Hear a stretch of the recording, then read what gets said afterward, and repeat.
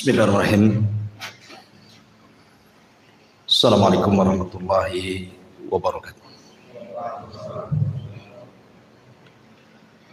Alhamdulillah wassalatu wassalamu ala Rasulillah wa ala alihi wa sahbihi wa mawalah wa la hawla wa la quwata illa billahi wa ba'd. Alhamdulillah, di malam hari ini kita kembali melanjutkan tafsir surah Al-Baqarah, dan kemarin kita masih bercerita tentang kisah Nabi Allah Adam alaihi salatu wassalam dan sujudnya para malaikat kepada Adam alaihi salatu wassalam sampai ayat 35 kalau tidak salah ya. A'udzubillahi minasyaitonir rajim. Bismillahirrahmanirrahim. Fa'azallahuma asyaitanu anha fa'akhrajahuma mimma kana fi. Wa qulna ihbitu ba'dukum li ba'din adu wa lakum fil ardi mustaqarrun wa mata'un ilahin. Fatalaqqa Adamu min rabbih kalimatin fataba alaihi innahu huwat tawwabur rahim. Qulna ihbitu minha jami'a fa imma ya'tiyannakum minni hudan faman tabi'a hudaya fala khaufun alaihim wala hum yahzanun. Maka syaitan pun kemudian menggelincirkan keduanya, maksudnya Adam dan Hawa, anha dari surga. Fa akhrajahuma, maka Allah Subhanahu wa taala mengeluarkan keduanya mimma kana fi, dari apa-apa yang ada di dalam surga tersebut.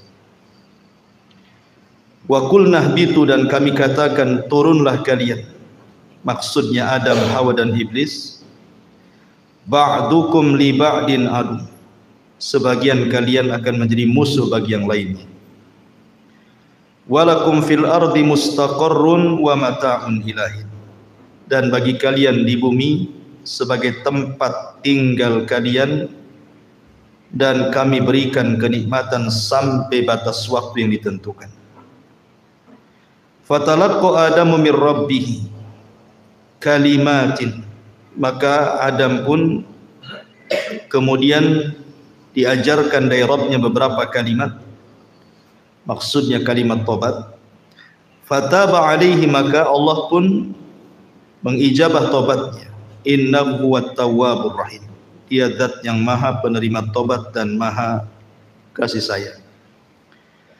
Qulna ihbitu minha jami'an, kami katakan turunlah kalian semuanya, maksudnya iblis, Adam dan Hawa.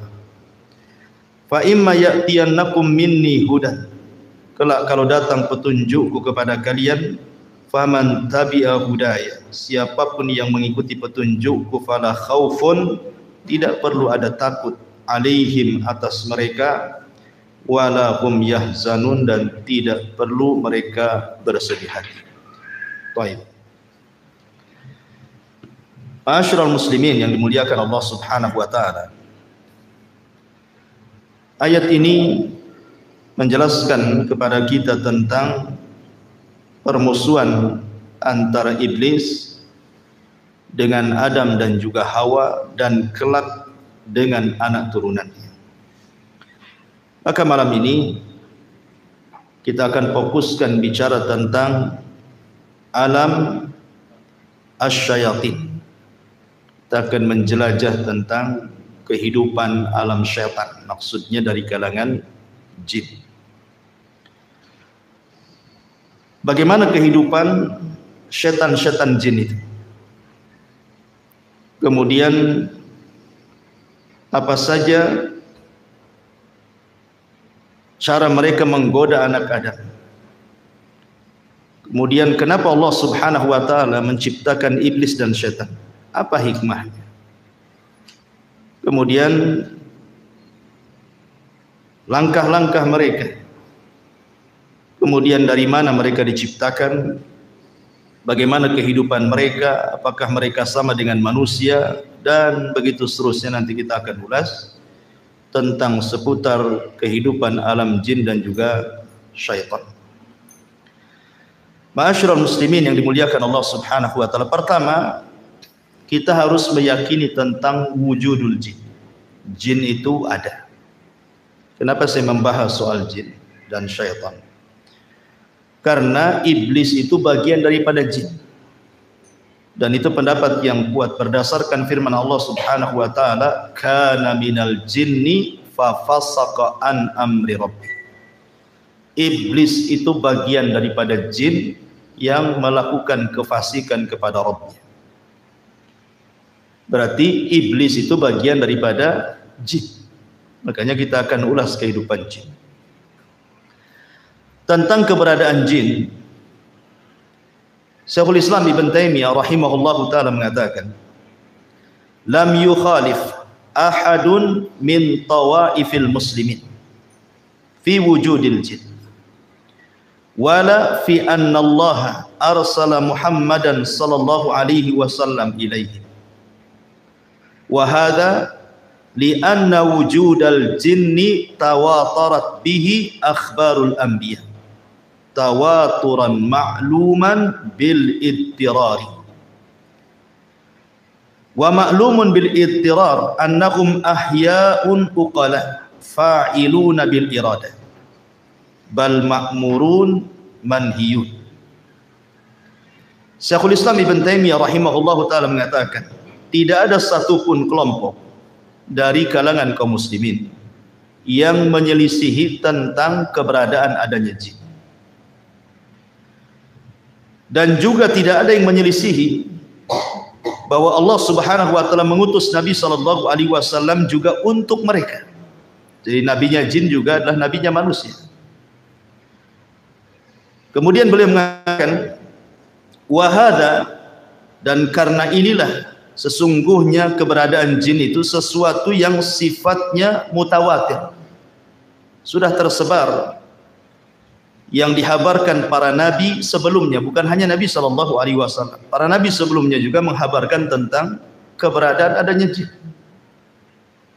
Dan mereka adalah makhluk yang hidup, berakal, mereka melakukan sesuatu karena kehendak, dan mereka diperintah dan juga dilarang. Dari sini menunjukkan bahwa jin itu ada, walaupun tidak bisa kita rasakan keberadaannya. Maksudnya tidak bisa kita lihat, tapi kita bisa rasakan keberadaan mereka. Itu kita bisa rasakan sebagaimana kita bisa merasakan keberadaan para malaikat. Maka jin juga sama, kita bisa merasakan keberadaan mereka. Dari mana kita tahunya? Ketika kita kemudian tergerak untuk melakukan perbuatan jahat, perbuatan maksiat, maka itu tandanya bahwa siapa yang menyuruh perkara-perkara itu was-was daripada syaitan dari kalangan jin. Sama ketika kita tergerak untuk mengaji ke sini, untuk ibadah, untuk taat, itu karena dorongan para malaikat. Artinya bahwa bukan sesuatu yang kita tidak bisa melihat, bendanya tidak ada. Contoh saja kipas ini, kita bisa rasakan anginnya, tapi apakah antum bisa mensifati anginnya berbentuk apa? Kan tidak bisa, tapi kan kita bisa rasakan. Dan Allah Subhanahu wa ta'ala berfirman di dalam Al-Quranul Karim, tepat dalam surah Al-A'raf 27, innahu yarakum huwa wa qabiluhu min haitsu la tarawna. Sesungguhnya mereka, maksudnya kalangan jin itu, mampu melihat kalian, dia maksudnya iblis dan seluruh kabilah-kabilah jin, dari tempat yang kalian tidak mampu melihat mereka. Makanya jin kenapa disebut jin? Lijtinanihim au istitarihim. Maksudnya kenapa disebut jin itu? Karena tertutup. Makanya bayi dalam perut itu disebut janin. Diambil dari kata jin karena tidak tampak, kan gitu. Karena jin itu tidak tampak. Ma'asyiral muslimin yang dimuliakan Allah Subhanahu wa taala. Akan tetapi walaupun sebagian ataupun seluruh manusia tidak sanggup melihat jin, tapi ada sebagian hewan Mereka melihat jin. Kita manusia memang tidak ditakdirkan mampu melihat mereka dan mereka melihat kita, tapi ada sebagian hewan itu mampu melihat jin. Seperti dalam hadis Nabi SAW. Nabi SAW bersabda dalam hadis Jabir yang dikeluarkan oleh Abi Dawud dalam sunannya, "Idza sami'tum nibahal kilab wa nahiqal hamir bil lail fata'awwadhu billahi minasyaitani fa innakunna yarawna ma la taraw." Kata Nabi SAW, apabila kalian mendengar gonggongan anjing ataupun suara keledai di malam hari, maka berlindunglah kalian kepada Allah dari syaitan, karena sesungguhnya dua hewan itu sedang melihat sesuatu yang kalian tidak bisa lihat. Hadis ini, kata para ulama, bahwa mereka adalah melihat syaitan, karena kita disuruh berlindung dari syaitan, karena mereka melihat syaitan, maksudnya anjing dan keledai itu. Ya. Artinya ada sebagian hewan itu yang ditakdirkan oleh Allah Subhanahu wa taala melihat mereka, tapi kita selamanya tidak akan melihat mereka. Tapi sebagian para ulama mengatakan sebagai keadilan Allah, ketika di dunia kita tidak bisa melihat mereka, maka di akhirat kita bisa melihat mereka, mereka pula tak bisa melihat kita.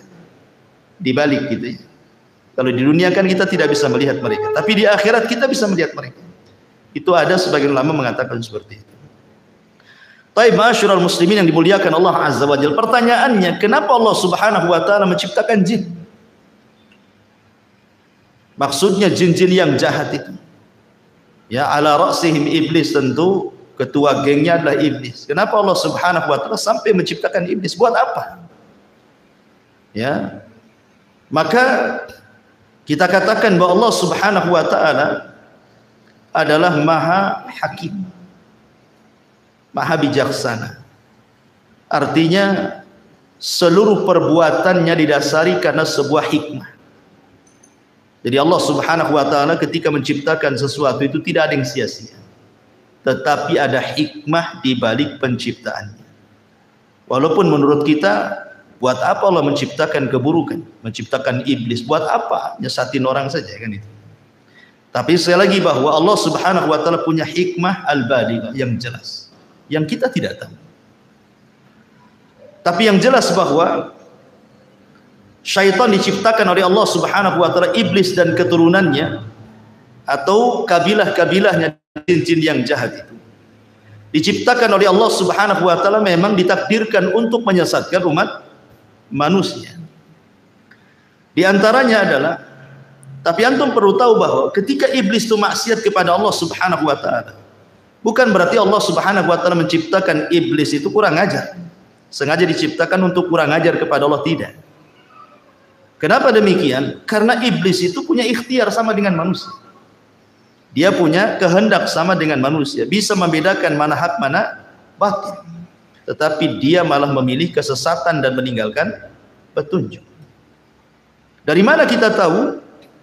Dari firman Allah Subhanahu wa taala surah Al-Anfal surah 20 ataupun ayat ke-20, Allah mengatakan, wa idz zayyana lahumus syaitanu a'malahum wa qala la ghaliba lakumul yawma minan nas wa inni jarul lakum falamma tara'atil fi'atani naqasa ala akibaihi wa qala, di sini syahidnya, inni bari'um minkum inni ara ma la tarawna inni akhafullah wallahu syadidul iqab.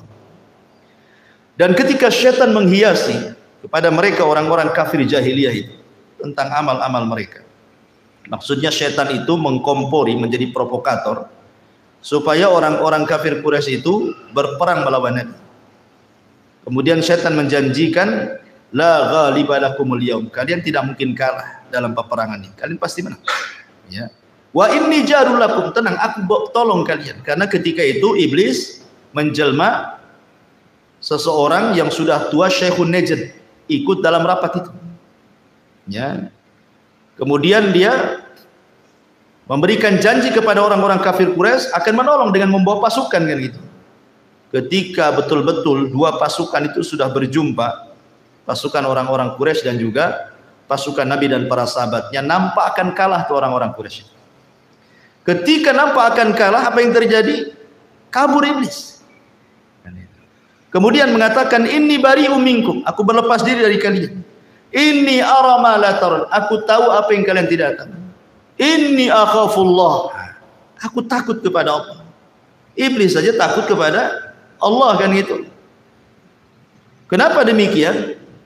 Wallahu syadidul iqab, karena dia tahu Allah itu kalau mengadab pasti dengan adab yang keras. Iblis tahu. Artinya tersesatnya iblis itu bukan karena Allah menciptakan iblis untuk sesat, tidak. Sesatnya iblis itu karena kehendak dia. Sama dengan manusia, kan. Manusia sesat itu karena kehendaknya. Karena Allah Subhanahu wa taala sudah membuat dua jalan, kan. Wa hadainahun najdain. Kami jadikan dua jalan, ini jalan ke surga, ini jalan ke neraka. Iblis pula milih jalan ke neraka. Berarti bukan karena kehendak Allah. Bukan Allah sengaja menciptakan iblis untuk sesat, gitu ya. Jadi kesesatan iblis itu karena ikhtiar dia. Ya. Ma'asyiral muslimin yang dimuliakan Allah Subhanahu wa taala. Dan di antara hikmahnya yang disebutkan para ulama. Kenapa Allah Subhanahu wa taala menciptakan iblis, jin, syaitan dan yang semacamnya? Pertama, idharu qudratillahi azza wa jalla. Allah ingin menampakkan kuasanya. Allah ingin menampakkan kekuasaannya kepada makhluknya. Di mana Allah Subhanahu wa taala sanggup menciptakan malaikat dari cahaya. Allah sanggup menciptakan Adam dari tanah, dan Allah pun sanggup menciptakan jin, syaitan dari api.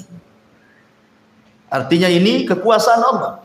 Allah hendak menampakkan kekuasaannya bahwa Allah bisa menciptakan sekehendaknya yang tidak bisa dilakukan siapapun. Kemudian yang kedua, al-fitnatu lil bashar. Di antara hikmahnya adalah memang Allah ciptakan jin dan atas kehendaknya kemudian dia tersesat, Allah sengaja untuk menjadikan fitnah bagi manusia. Karena dengan adanya syaitan dan dia menjadi fitnah bagi manusia, maka disinilah nampak Allah Subhanahu wa taala hendak menguji mereka. Apakah manusia itu jujur? Apakah mereka tidak jujur dalam keimanan? Maka harus diuji, kan. Kalau tidak ada mengujinya, tidak ada syaitan, tidak ada iblis, maka tidak ada pembeda antara yang baik dengan yang buruk artinya. Dan buat apa juga Allah menciptakan neraka dan surga kalau begitu? Sehingga memang tujuannya adalah untuk memfitnah manusia. Dan itu bisa kita lihat di dalam surah An-Nisa ayat 116 dan 117. Di mana Allah mengatakan, mengambil ucapan iblis, apa kata iblis?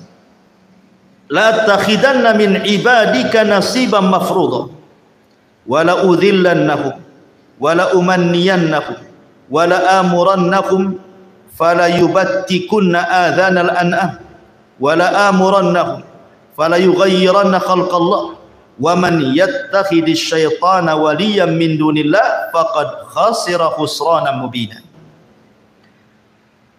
Dan syaitan mengatakan, aku pasti mengambil bagian tertentu dari hamba-hambamu ya Rabb, dan pasti aku akan sesatkan mereka, dan akan kubangkitkan angan-angan kosong mereka, dan akan kusuruh mereka memotong telinga-telinga binatang ternak, lalu mereka benar-benar memotongnya, dan aku akan suruh mereka mengubah ciptaan Allah, lalu mereka pun benar-benar mengubahnya. Barang siapa yang menjadikan setan sebagai pelindung selain Allah, maka sungguh dia telah menderita kerugian yang nyata. Dia di antara hikmahnya Allah Subhanahu wa taala menciptakan syaitan, iblis atau jin yang jahat itu untuk membuat fitnah. Ya. Apa saja bentuk fitnahnya nanti akan sebutkan. Kemudian yang ketiga, tahqiqus sifatil ilahiyah, untuk mewujudkan sifat ketuhanan, di mana di antara nama dan sifat Allah Subhanahu wa taala adalah Al-Ghafur. Allah itu zat yang maha pengampun. Karena di antara sifat Allah Subhanahu wa taala adalah Al-Ghafur, tentu sifat ini bukan hanya sekedar melekat kepada Allah saja, tapi juga harus ada kenyataannya. Ya.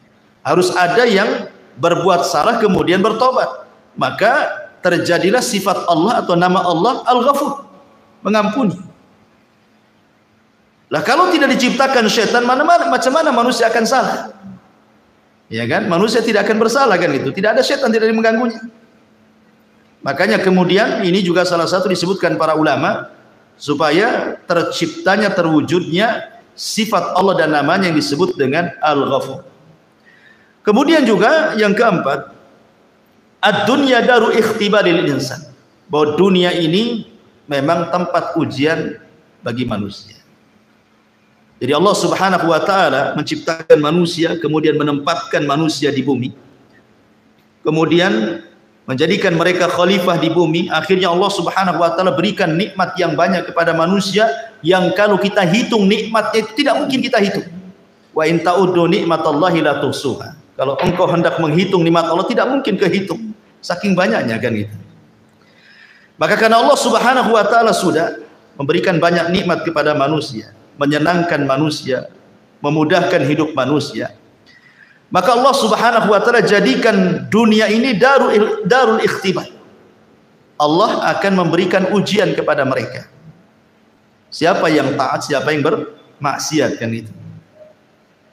Maka karena dunia ini tempat ujian, harus ada yang bermaksiat, harus ada yang taat, harus ada yang berbuat baik, harus ada yang melakukan perbuatan dosa. Lah salah satunya adalah yang menyebabkan manusia itu melakukan keburukan adalah karena was-was daripada syaitan. Ya. Maka akhirnya kemudian ada yang tergoda syaitan, akhirnya tidak sanggup memegang ujian Allah, bermaksiatlah dia kepada Allah Azza wa Jalla. Ini juga di antara hikmahnya. Kemudian juga di antara hikmahnya adalah untuk supaya menjadi pelajaran kepada para malaikat, menjadi pelajaran kepada orang-orang yang beriman, baik dari kalangan para nabi ataupun para pengikut orang-orang yang beriman, bahwa hati-hati jangan melakukan dosa. Sebagaimana kemudian Allah Subhanahu wa taala murka kepada iblis, mengutuknya, mengeluarkan dari surga, mengusirnya lagi. Disebabkan apa? Dosa. Karena tidak mau sujud kepada perintah Allah Subhanahu wa taala kan. Ketika Allah mengatakan usjudu li Adam fasajadu illa iblis, gitu ya. Ketika Allah mengatakan sujudlah kalian kepada Adam, semua malaikat sujud kecuali iblis. Aba wastakbara wa kana minal kafir. Sombong, enggan, termasuk hamba Allah yang kafir. Maka ini juga supaya para malaikat tahu dan tertanam sifat takut dalam diri-diri para malaikat ataupun para nabi ataupun orang-orang yang beriman, jangan seperti mereka. Sebab kalau seandainya seperti mereka, maka Allah pun akan murka sebagaimana Allah murka kepada mereka, kepada para jin yang jahat ya, terutama kepada iblis pembesarnya. Kemudian juga ini juga adalah pelajaran bahwa manusia itu tidak bisa hidup tenang. Harus ada mujahadah, harus ada jihad. Dan itu ya. Harus ada kesungguhan di dalam melawan musuh-musuh Allah Subhanahu wa taala. Maka di antara hikmahnya juga supaya manusia tidak hidup leha-leha, malas-malas, tetapi kemudian didorong untuk sungguh-sungguh dalam hidup, beristihad, kemudian mujahadah sungguh-sungguh melawan musuh-musuh Allah Subhanahu wa taala dari kalangan syaitan. Kemudian juga supaya Allah Subhanahu wa taala bisa membedakan mana yang baik, mana yang buruk. Liyamizallahul khabitha minat thayyib, agar Allah bisa membedakan mana yang jahat, mana yang baik.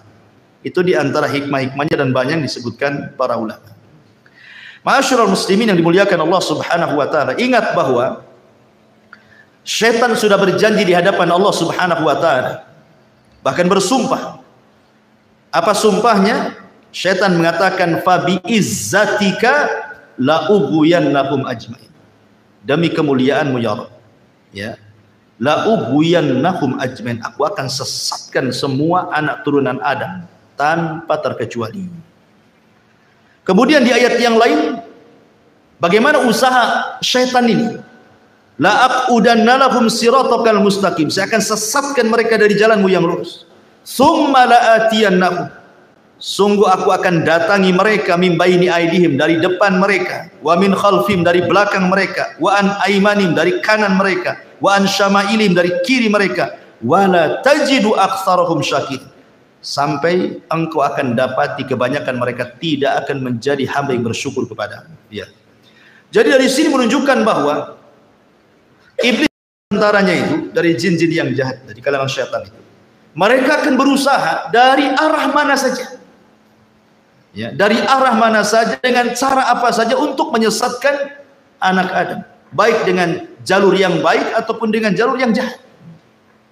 Ulama menyebutkan bahwa di antara langkah syaitan atau khutuwati syaitan itu ada 7.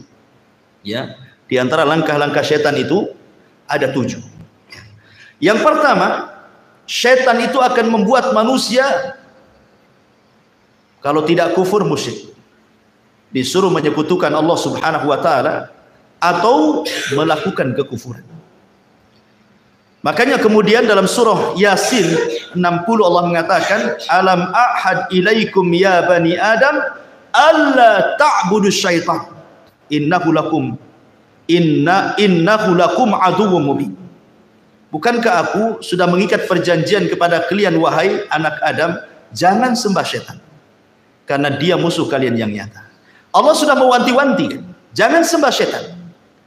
Karena memang syaitan itu berusaha supaya manusia menyembah dia. Makanya kemudian Nabi Ibrahim alaihi salatu wassalam mengatakan kepada ayahnya, ya abati la ta'budi syaitan. Wahai ayahku, jangan sembah syaitan. Karena tujuan syaitan itu bagaimana manusia menyembah, ya, melakukan kesyirikan dan kekufuran. Tapi kalau tidak berhasil, tauhidnya kuat, ya, maka syaitan akan masuk ke langkah kedua. Bagaimana orang itu dibuat melakukan bid'ah, ya. Bagaimana orang itu menyelisihi Nabi, menyelisihi sunnah-sunnah, menyelisihi petunjuk-petunjuknya. Akhirnya kemudian disesatkan dari jalan Nabi SAW. Maka mereka berusaha untuk mengacau manusia supaya jauh dari petunjuk Nabi. Makanya ketika kita bicara tentang hadis haud, hadis telaga, ada sekelompok orang itu yang tidak boleh minum, dicegat malaikat, diusir. Kemudian dikatakan oleh Nabi SAW, ummati ummati ya Rabb, mereka umatku, biarkan minum. Tapi kemudian dikatakan kepada Nabi SAW, innaka la tadri ma ahdatsu ba'daka innahum ghayyaru wa baddalu. Muhammad, kau tidak tahu apa yang terjadi dengan umatmu sepeninggal. Mereka merubah-rubah syariat, mereka jauh dari petunjuk, mereka tersesat, ya, dan itu adalah langkah syaitan.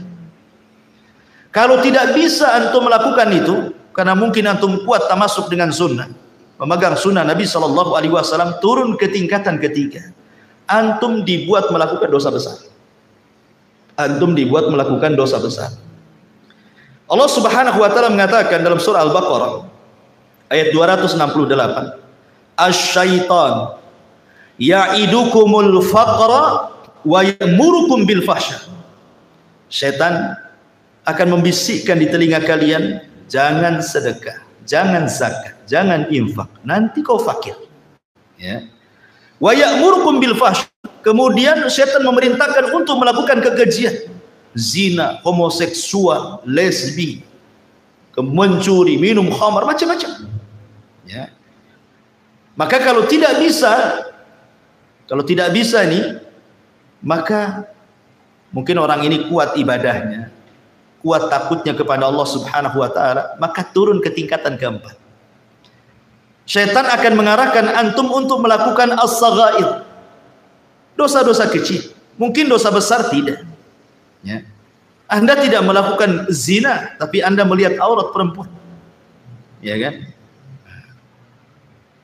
Seperti itu dibuatnya, kemudian orang itu melakukan dosa kecil. Kemudian kalau tidak bisa juga, karena memang Anda ini kokoh akidahnya, kokoh sunnahnya, kokoh ibadahnya, maka setan akan beralih ke nomor 5, lebih rendah lagi. Apa itu? Disibukkan dengan perkara-perkara mubah. Perkara-perkara mubah. Ya, nonton bola itu mubah. Tidak ada hukum. Tetapi ketika melalaikan sampai nobar antum, sampai jam berapa nobar? Sampai jam 4. Jam 4 ngantuk pula antum. Akhirnya lewatlah subuh. Itu kan. Dimudahkan seperti itu, perkara-perkara mubah itu disibukkan dengan perkara-perkara mubah untuk apa? Untuk dilalaikan dari zikir, dari ketaatan, dari ibadah. Akhirnya dengan menyibukkan perkara yang mubah, dampaknya adalah lupa kepada ibadah. Ini yang nomor 5. Oh, tidak bisa juga rupanya. Yang nomor 5 ini tak bisa juga nih. Turun lagi itu ke yang ke-6. Apa yang ke-6? Antum disibukkan dengan perkara-perkara yang tidak afdol dan meninggalkan yang afdol. Disibukkan dengan perkara sunnah, tapi melalaikan yang wajib. Antum sibuk sholat malam, bagus sholat malam, bagus sholat malam. Ya. Tapi subuhnya antum nguap-nguap, wah. Sholat malamnya khusyuk antum. Masya Allah, Al-Baqarah antum baca. Ya. Khusyuk sholat malamnya, subuhnya pula kelihap-kelihap nggak jelas. Itu namanya mengambil sesuatu yang mafdul, meninggalkan yang afdol namanya. Yang tidak afdol, yang sunnah antum kerjakan dengan khusyuk, dengan luar biasa, yang jelas-jelas wajib pula akhirnya antum lalaikan. Ya. Oh, ini tak bisa juga nih. Yang terakhir nih setan. Kalau sudah tidak bisa ini semuanya, maka setan tidak bekerja sendiri. Setan akan bekerja sama dengan manusia. Ini kan kerjaan setan sendiri. Dia sudah nggak sanggup nih sendirian nih. Nah, ini harus dilawan rame-rame nih. Kerjasamalah setan dengan manusia. Ya, kerjasama dengan dukun-dukun, dengan paranormal, dengan orang-orang jahat, orang-orang zalim gitu ya. Supaya menyakiti orang dengan lisannya, memukul orang, menyihir orang, dan begitu seterusnya. Ya, itu sudah puncaknya. Ya. Inilah yang disebut dengan khutuwati syaitan, langkah-langkah syaitan. Makanya Allah mengatakan wala tattabi'u khutuwati syaitan. Janganlah kalian mengikuti langkah-langkah syaitan yang 7 ini. Kenapa? Innahu lakum aduwwum mubin. Karena dia adalah musuhmu yang nyata. Karena syaitan ini cerdas, ikhwan. Terkadang dia masuk ke makanan. Ya kan? Masuk ke makanan dia supaya manusia perkara-perkara ibadah susah dimasukkan. Masuk soal makanan. Kita tahu bahwa makanan itulah yang menumbuhkan daging manusia. Yang mempengaruhi manusia itu makanan dan minuman. Maka setan berusaha bagaimana kemudian orang ini memasukkan makanan yang haram, minuman yang haram, entah zatnya haram atau cara mengambilnya dengan cara haram, supaya kalau nanti dia berdoa tidak mustajab lagi doanya. Sebagaimana hadis Nabi SAW ketika menyebutkan dzakara ar-rajul yutilus safar asy'atha aghbar yamuddu yadayhi faqala ya rabbi, kata Rasulullah, mat'amu haramun wa mashrabu haramun wa malbasu haramun wa ghadiya bil haram, kaifa yustajabul, kata Rasul.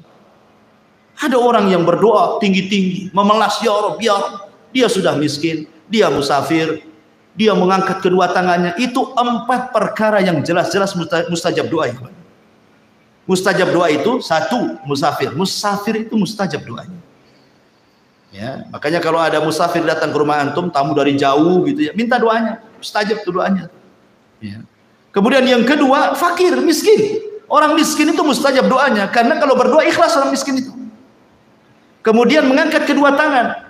Rasul mengatakan innallaha hayyun karim yastahyi idza rafa'a yadayhi yastahyi li'abdin idza rafa'a yadayhi an yaruddahu masifra. Allah itu zat yang maha malu tapi maha pemurah. Allah malu kalau ada hamba yang mengangkat tangan seperti ini berdoa, maksudnya doa masalah bukan doa ibadah.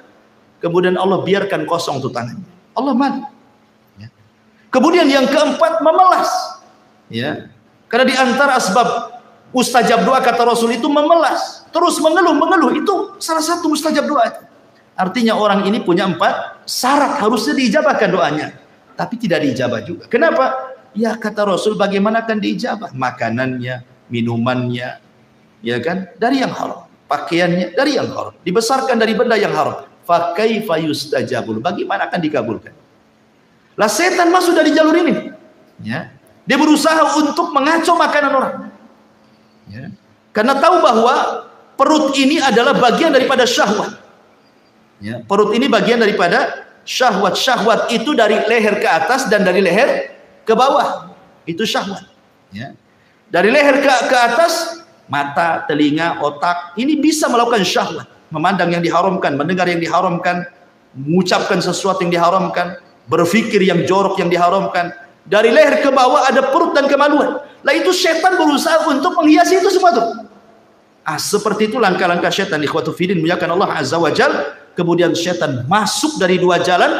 Pertama dari syubhat, yang kedua dari syahwat. Ya. Syubhat merusak agamanya, syahwat merusak akhlaknya. Kalau sudah masuk dua jalur itu, rusak semuanya manusia itu.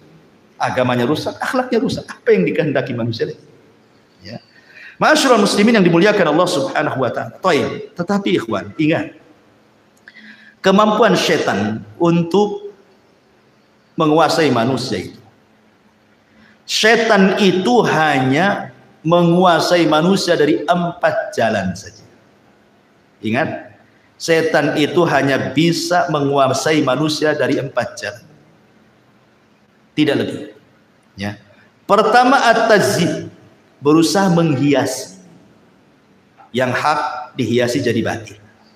Yang batil dihiasi jadi hak. Yang jahat dihiasi jadi baik. Yang baik dihiasi jadi jelek. Dan begitu seterusnya. Hanya menghias-hias saja. Yang kedua, at-taswil, dibuat manusia itu diangan-angankan, dibuat angan-angan. Ya. Tulul amal, dibuat angan-angan setinggi langit. Ya, tapi tak punya sayap, mau terbang, hanya angan-angan saja, pengen kaya, ya, pengen ini, pengen itu, pokoknya dibuat angan-angan sama setan. Ya. Kemudian yang ketiga, al-waswas, dibuat was-was. Ya, kehidupannya was-was. Kemudian yang keempat, an-nazbu, digoda, dirayu. Inilah setan, kemampuan kepada manusia cuman ini saja. Tetapi hebatnya, walaupun dengan 4 ini, betapa banyak, berapa juta manusia disesatkan oleh setan. Ya, ingat, setan itu tidak bisa maksa manusia, enggak. Kamu jangan sholat, tidak bisa. Setan nggak akan bisa memaksa orang. Ya, setan itu tidak mungkin memaksa orang. Setan itu hanya mampu untuk 4 perkara saja. Dia tidak bisa menyakiti orang. Ya, tidak bisa. Jadi menyesatkan Bani Adam itu cuma dari 4 ini saja. Tapi dengan 4 perkara ini, subhanallah, jutaan manusia tersesatkan. Hebatnya setan. Mana dalilnya? Pertama, surah Al-A'raf ayat 200. Allah mengatakan, wa imma yanzaghannaka minasyaitani nazghun fasta'id billah innahu sami'un alim. Dan jika setan sedang menggodamu, ini pertama menggoda nih. Ya, gimana lah orang menggoda? Kan antum tahu menggoda istri antum kan antum tahu. Ya, istri goda antum pengen uang kan tahulah, paham. Itulah arti menggoda. Ya. Lah setan tuh goda kita juga gitu. Maksiat, jangan tidur, maksiat sana. Kan digoda-goda kan? Ya. Enak loh maksiat itu. Ya. Ma'asyiral muslimin yang dimuliakan Allah Azza wa Jalla. Kemudian Allah mengatakan, jika setan datang menggodamu, maka berlindunglah kepada Allah, sungguh Dia Maha mendengar lagi Maha mengetahui. Ini yang pertama. Yang kedua, Allah mengatakan dalam surah Al-Anfal ayat 48. Ya. Allah mengatakan, wa idz zayyana lahumus syaitan. Ingatlah ketika setan menjadikan terasa indah bagi mereka perbuatan dosa. Jadi tugas setan mengindah-indahkan saja. Ya kan? Mengindah-indahkan bagaimana perkara dosa itu jadi baik gitu. Perkara jahat itu seolah-olah taat, perkara buruk itu seolah-olah indah gitu. Ya. Ini yang kedua. Yang ketiga disebutkan dalam surah An-Nas ayat 5. Antum hafal semua, alladzi waswisu fi sudurin nas. Dialah yang memberikan was-was, dorongan-dorongan, bisikan-bisikan. Ya. Kemudian yang terakhir dalam surah Muhammad ayat 25. Allah mengatakan, innal ladzina irtaddu ala adbarihim min ba'di ma tabayyana lahumul huda asyaitanu sawwala lakum wa amla lakum. Apa katanya? Sesungguhnya sesungguhnya orang-orang yang berbalik kepada kekafiran setelah petunjuk itu jelas bagi mereka, setanlah yang telah merayu mereka dan memanjangkan angan-angan mereka. Ya, jadi setan itu saya ulangi dari 4 cara tuh menyesatkan orang itu. Pertama menghiasi, yang kedua membuat angan-angan, yang ketiga membuat was-was, yang ketiga menggoda-goda. Tapi dengan 4 cara ini, betapa banyak kemudian kemaksiatan yang terjadi. Pembunuhan, perzinahan, minum khamr, ya kan, kejahatan, penghinaan, cacian, makian, merendahkan, ghibah, namimah, macam-macam dosa keluar tuh. Ya kan? Lihat ketika Qabil membunuh Habil. Siapa yang ngasih waswas Qabil? Syaitan. Bil, tengoklah tuh cewek yang akan kau nikahi, tengok pula kembaranmu cantik, mana akan begitu? Tengoknya kembarannya lebih cantik. Tengok kembaran Habil kok tak cantik. Tak mau saya. Kan gitu ya. Dia digoda. Coba bayangkan. Akhirnya berakhir apa? Dibunuh pula si Habil. Hanya gara-gara godaan bisa bunuh orang. Ya. Hanya gara-gara godaan bisa bunuh orang. Ingat kisah Abid Bani Israel yang dititipi seorang wanita. Ya, awalnya baik-baik saja, tapi naruh makanan di depan pintu, setan datang. Kok ini ulama Bani Israel, tak sopan kau naruh makan depan pintu. Ketuklah pintunya, ucapkan salam, nanti mati kau tak tahu katanya. Akhirnya ngetuk pintu. Selama itu dia tidak pernah mendengar suara perempuan juga. Ketika assalamualaikum, dia waalaikumsalam, setan masuk. Oh, indah juga itu suaranya. Baru suaranya. Kadang-kadang suara itu menipu. Dulu belum ada televisi, masih pakai radio. Antum dengar suara perempuan siaran di radio itu, kayaknya indah suara, cantik, padahal orang hitam. Ya, jelek kan? Kadang-kadang orang kan terpengaruh dengan suara kan? Iya kan? Mulailah dia. Setan datang lagi, tak sopan lah. Hanya naruh ngetuk pintu. Tanyalah kebutuhannya, mungkin dia butuh apa-apa. Boleh tanya. Ya. Akhirnya ditanya, bagaimana kondisimu, baik, apa butuhmu, ini. Lama-lama kata setan, tak bagus juga. Dia sudah lama ditinggalkan saudaranya. Dia pun perlu ngobrol, boring, stres katanya. Akhirnya ngobrol, zina, hamil. Setelah hamil apa? Setan ngomong, nanti kalau saudaranya datang dari jihad, tahu kau yang menghamilinya, kau akan dibunuh. Kalau kau ingin selamat, bunuh bayinya. Hilangkan barang buktinya. Nah, mulai membunuh. Ya.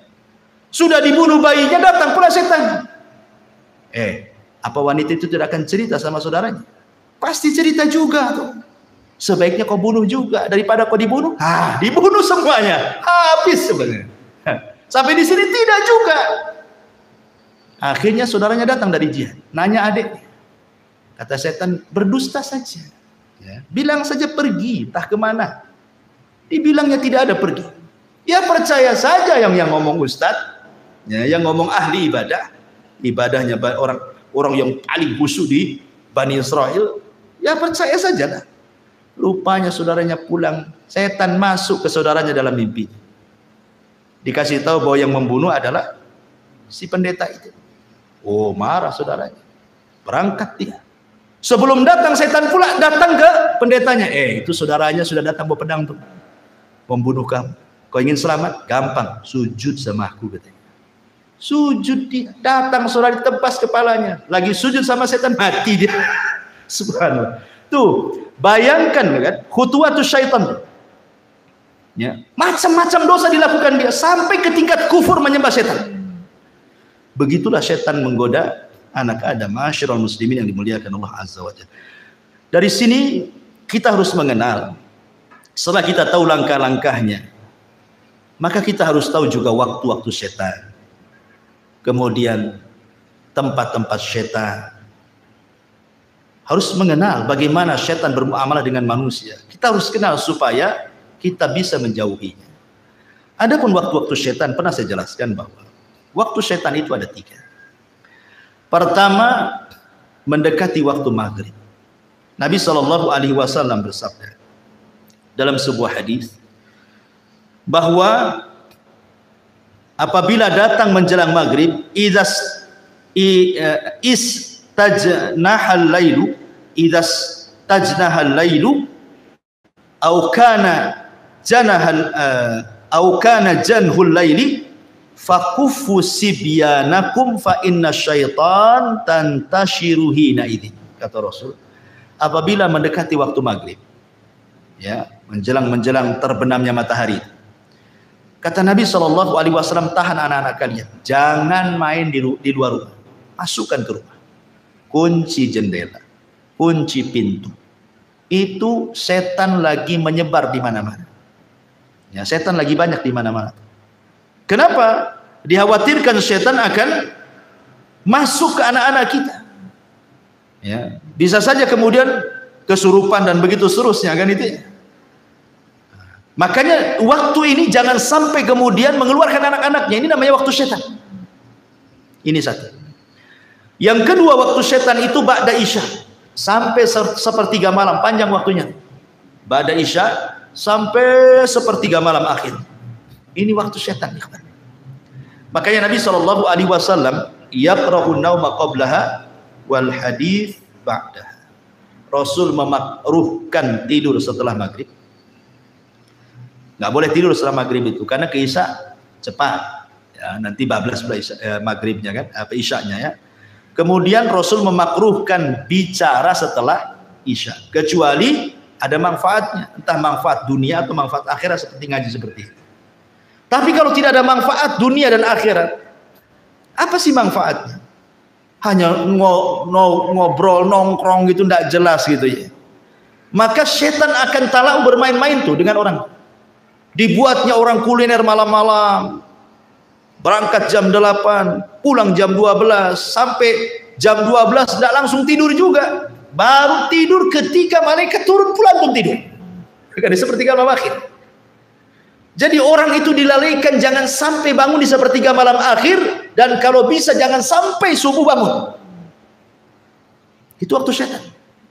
Ya. Makanya kenapa setan itu di malam hari dia sengaja bawa 3 ikatan. Kemudian datang kepada setiap orang yang tidur, diikat tengkunya 3 kali ikatan. Diikat sama setan tengku kita ini.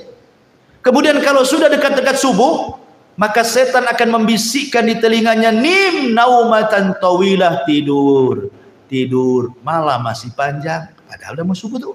Itu lagunya tuh. Tidur, tidur, malam masih panjang katanya kan. Coba bayangkan, ya senang aja dia tidur kan. Makanya kata Nabi SAW, kalau dia terbangun wa dzakarallah, langsung dia membaca alhamdulillahilladzi ahyana ba'da ma amatana wa ilaihin nusyur, 1 ikatan hilang. Kalau dia berwudu, 2 ikatan hilang. Kalau dia sholat, hilanglah semua ikatan, sehingga dia menjadi jiwanya baik dan menjadi nasyid, rajin. Rajin. Ya. Rajin itu artinya tidak jadi pemalas. Ya. Ini yang kedua. Yang ketiga, waktu setan itu menjelang zuhur, kubalai zuhur, ya sekitar jam 11, setengah 11 sampai jam 12 lah gitu ya. Itu namanya waktu setan. Dari situlah Nabi SAW mengatakan apa? Kilu fa inna syaitana la yakin. Tidurlah siang karena setan tidak pernah tidur siang.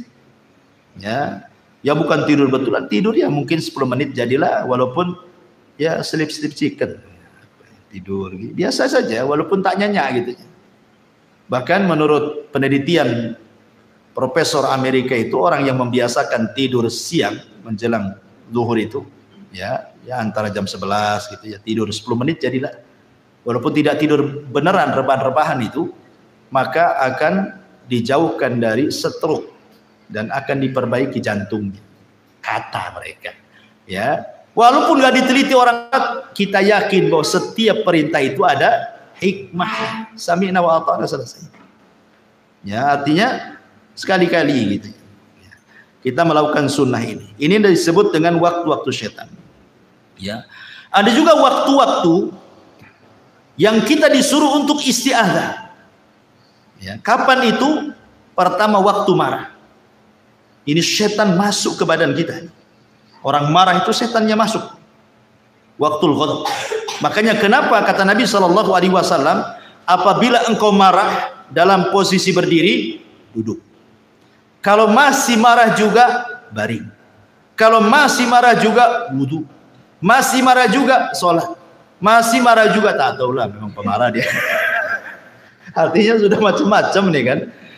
Jadi tahap-tahapan Nabi SAW itu sudah dikasih tahu. Ya. Kemudian yang kedua, waktu syahwat. Waktu ketika orang itu syahwatnya bangkit. Istiadah kepada Allah Subhanahu wa Ta'ala. Apalagi anak-anak muda yang belum kawin, kan? Bahaya. Maka disuruh puasa untuk meredakan syahwat. Kemudian juga qabla shalah, menjelang waktu salat. Biasanya setan datang tuh. Kemudian diberatkan kaki melangkah untuk salat. Istiadah kepada Allah Azza wa Jalla. Ya. Kemudian yang keempat, al-iqdam ala a'malis salihati. Ketika hendak melakukan sebuah kebaikan. Entah mau kerja bakti di masjid gitu ya. Entah mau sedekah, entah mau apa, pokoknya ada saja. Enggak bisa lewat dia, lewat istrinya. Bang, jangan sedekah dulu lah bang. Kenapa deh? Ambillah motor dulu. Kan gitu. Jadi nggak bisa lewat dia, lewat istrinya kan itu. Jadi dia setan itu berusaha, makanya waktu-waktu seperti ini istiadah termasuk indan naum, menjelang tidur. Makanya Nabi SAW meruqyah dirinya dengan membaca 3 qul, kemudian mengoles-ngoles badannya, mengusap dari atas kepala sampai kaki. Untuk apa? Supaya jangan diganggu syaitan. Makanya Rasul itu memberikan irsyad kepada kita berwudu, ya kan, sebelum tidur. Kemudian membaca 3 qul, 3 kali diusapkan semua badan. Ya, kemudian kalau kita ingin bertasbih, tasbih 33 kali, tahmid 33 kali, takbir 34 kali, kan gitu ya. Baca ayat kursi. Nah, maka orang yang sebelum tidur seperti ini, ikhwan, saat tidur itu malaikat akan ada di samping kiri kanan kita. Setiap kita guling ke kiri, maka malaikat sebelah kiri akan mengatakan Allahumma gfir lahu, Allahumma arham. Ya Allah ampuni orang ini, ya Allah rahmati orang. Kalau berguling lagi ke kanan, malaikat sebelah kanan ngomong gitu juga sampai dia bangun. Coba bayangkan, seandainya Allah takdirkan dia meninggal dalam posisi dia sedang didoakan malaikat, ya kan? Tapi kalau nggak berdoa ya samping kirinya setan lah. Apalagi dibuat mimpi-mimpi buruk lagi mimpinya itu, jatuh dari atas ranjang. Baik, masyaallah muslimin yang dimuliakan Allah Azza wa Jalla. Ini juga diantara waktu-waktu kita disuruh untuk istiadah ya. Kemudian bagaimana setan itu masuk dalam kehidupan manusia? Kita tahu bahwa Allah Subhanahu wa Ta'ala berfirman dalam surah Al-Fatihah, Alhamdulillahi Rabbil Alamin. Segala puja dan puji hanya milik Allah, Rabb semesta alam. Allah menciptakan alam itu, ada alam malaikat, ada alam jin, ada alam manusia, ada alam binatang, ada alam tumbuh-tumbuhan, ada alam yang tidak diketahui manusia. Yang tampak itu sedikit, yang tidak tampak itu banyak. Ya. Wa yakhluqu ma la ta'lamun. Allah menciptakan yang kalian tidak tahu. Ada alam-alam yang kita tidak tahu. Ya. Intinya bahwa di antara dua makhluk yang berakal yang Allah ciptakan yang ada hubung kait dengan manusia, pertama malaikat. Malaikat sejak sujud kepada Adam, sejak itulah ada hubung kait antara malaikat dengan Adam dan dengan seluruh anak keturunannya. Malaikat akan senantiasa bersama manusia. Ya, sejak janinnya, dia yang meniupkan ruhnya, dia yang mencatat takdirnya. Ya kan? Kemudian lahir dengan selamat. Nah, kemudian setelah lahir ke dunia, maka malaikat akan menjaga dia. Wa inna alaikum lahafidin. Sungguhnya Allah utus kepada kalian malaikat-malaikat penjaga. Kemudian setelah balik, mukallaf, malaikat catat, raqib dan atid amalan baik kita kan itu. Dan begitu seterusnya, ada malaikat terbang ke sana kemari mencari majelis ilmu, majelis zikir. Ada malaikat tiap Jumat berdiri di pintu masjid, mencatat orang yang pertama bagikan korban unta, kedua bagikan korban sapi, ketiga bagikan korban kambing, keempat bagikan korban ayam, kelima bagikan korban telur ayam. Habis telur ayam. Tak ada. Tak mungkin tai ayam. Kan itu. Artinya bahwa sudah malaikat ada yang berdiri di pintu masjid setiap Jumat. Jadi malaikat itu memang ada hubung kait dengan kita semuanya. Sampai ketika mati malaikat juga yang mengucapkan mencabut ruh kita. Ketika kita di alam kubur malaikat juga yang tanya kita, Raqib dan Atid. Dan begitu sampai masuk ke dalam sorga, yang bukakan pintu sorga juga malaikat Ridwan. Dan begitu seterusnya. Malaikat nggak akan lepas dari manusia. Sejak hidup sampai mati, sampai masuk sorga atau masuk neraka. Jin juga sama. Jin akan masuk dalam kehidupan manusia. Ya, apa saja tadakhulnya setan kepada kehidupan Bani Adam itu. Ma'asyiral muslimin yang dimuliakan Allah Azza wa Jalla, yang pertama tentu yang paling bahaya adalah setan masuk dalam kehidupan manusia. Tadi saya sudah katakan, setan akan berusaha untuk membuat kufur kita, membuat kufur anak Adam supaya menjadi pengikut dia, kan itu ya, masuk neraka sama-sama. Kemudian yang kedua, setan juga akan bersyirikat kepada manusia pada harta manusia dan anak-anak manusia. Ya, masuk ke harta manusia itu maksudnya entah mencuri dapat harta, kan itu, entah suruh korupsi dapat harta, entah ngambil hak orang lain dapat harta, dan begitu seterusnya. Atau masuk ke anak-anak kita tidak tanggung jawab mendidiknya, akhirnya dia jadi jahat dia. Ya, itu semua adalah godaan setan tadi yang 4 tadi. Menghiasi, menggoda, membuat angan-angan, membuat was-was. Nah, kemudian juga yang ketiga, setan masuk juga pada seluruh kehidupan manusia. Antum rapat, setan juga ada di situ. Makanya lihat di rapat tuh ada juga yang gebrak-gebrak meja. Emosi dia, ada setannya. Kan itu ya. Lagi emosi, masuk jadi rapat. Lihat ketika Nabi SAW hendak hijrah. Rapatlah Abu Jahal di mana? Di Darun Nadwah. Untuk apa? Mensiasati menangkap Nabi. Berujung dengan membunuh Nabi. Itu siasatnya. Sehingga Allah mengatakan, wa idh yamkuru bikal ladzina kafaru liyuthbituka aw yaqtuluka aw yukhrijuk. Ketika setan membuat makar kepada manusia untuk memenjarakan Nabi, untuk membunuh Nabi, untuk mengusir Nabi. Jadi orang itu rapat. Abu Jahal dan ketua-tua kabilah rapat di Darun Nadwah. Datang setan menjelma manusia, ikut rapat pula di situ. Coba bayangkan, kalau rapat setan pula pesertanya, kira-kira gimana rapatnya?